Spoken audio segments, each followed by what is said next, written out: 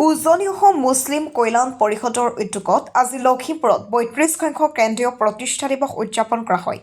উত্তৰ লখিমপুৰ টাউন ঈদগাহত এই কেন্দ্ৰীয় প্ৰতিষ্ঠা দিৱসটি গাম্ভীৰ্য আৰু উৎসাহৰ মাজেৰে পালন কৰা হয়।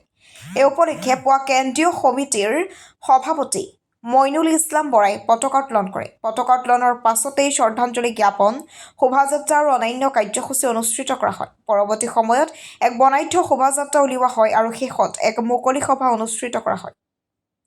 এই মুকলি সভাত সভাপতিত্ব কৰে কেন্দ্ৰীয় সমিতিৰ সভাপতি মইনুল ইছলাম বৰাই।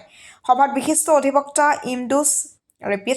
ইমাদুছ জামাদ হাজৰিকাই আদৰণি ভাষণ প্ৰদান কৰে আৰু কেন্দ্ৰীয় সমিতিৰ সম্পাদক শামছুল হকে সভাৰ উদ্দেশ্য ব্যাখ্যা কৰে।